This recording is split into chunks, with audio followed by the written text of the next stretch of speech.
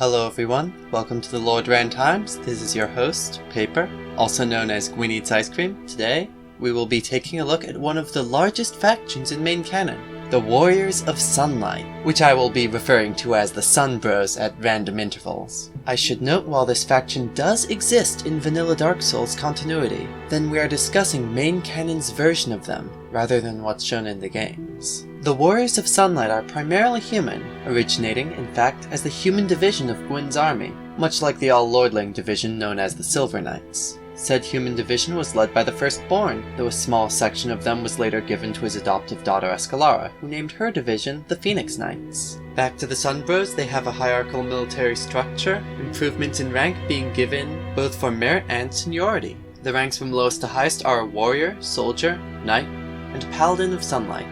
For reference, whenever I say Warrior of Sunlight, I'm still referring to the military branch rather than the rank. Even though they have a military structure, they still for the most part act independently from one another, acting to help and cooperate with those around them whenever possible. When the Abyss rears its ugly head, however, Warriors of Sunlight do not take long to mobilize into a united crusade. While multiple Warriors of Sunlight appeared in canon early on, Sigurd and Zat being the most prevalent, the organization as a whole did not make much of an appearance. This is not to say they weren't paid lip service, however, legendary knight Ben Kron noting being a member as virtuous, and Darkmoon Cephas noting their organizations as practically joined at the hip. Wait. Aren't the Darkmoons loyal to Gwyndolin, and therefore Gwyn, while the Sun Bros are loyal to the Firstborn? Yes and no.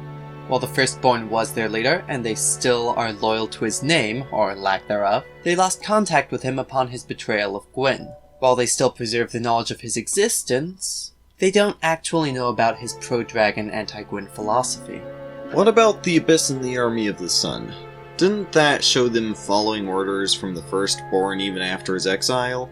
Some details of said story do conflict with our current understanding of main canon lore. I'd argue if one is taking it into account, one should go with a canon until proven otherwise outlook, meaning that while a semblance of the events described in it happened, then any details with it that differ from our current understanding of main canon are incorrect. I don't know, man. That's starting to sound like a bit of a cop-out. Are the events canon or not? Main canon is a long-running narrative, complex and at times self-contradictory. Some events of the Abyss and the Army of the Sun are proven to have happened in the Sunbro Crusade on Oolacile, corpses of Sunlight warriors from the story being found. At the same time, we know for a fact that the Warriors of Sunlight are not in contact with the Firstborn and are loyal to Anor Londo, a faction that would see the Firstborn dead. As such, the story is stuck in a limbo where some events of it are canon while others are by necessity not. Anyway, the most major appearance of the Sun Bros was in the Oolacile Crusade, where over 1,000 Warriors of Sunlight assembled to take down the Abyss once and for all. Escalara showed up part of the way through, though, convinced them that they could pit Darkring and the Abyss against one another, before taking out the weakened victor and saving a great deal of life and manpower. She thought she'd convinced them anyway, but their leader, August, had never technically agreed, so when she left to actually free Manos, he was understandably ticked. Understandably? He acted like she'd betrayed him for doing exactly what she said she was going to do, when he hadn't raised any objection, and kicked Ben Kron out of Oolacile for calling him out on it. In his defense, Ben Kron had pretty much forced his hand by that point. Still, Ben Kron's absence allowed dark spirits to infiltrate the Warriors of Sunlight, as he was the one who'd been keeping them at bay.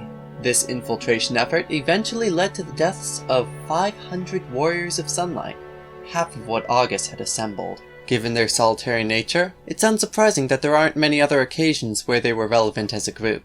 This is not to say their prominent members weren't still active. A small party of Sunlight warriors did play a large part in stopping Cain and his eldritch abomination, eventually inducting him into their order. Perhaps what they're most known for as of recent times is their reconstruction efforts in Undeadburg, as even in times of peace, it is their duty to help those around them in jolly cooperation. And that's where we'll be leaving things today. I hope you enjoyed the video. Please leave a like and a comment, especially if you found something interesting that we did not mention about the Sunlight Warriors. If it's good enough, then we'll pin it. And with that out of the way, have a good day.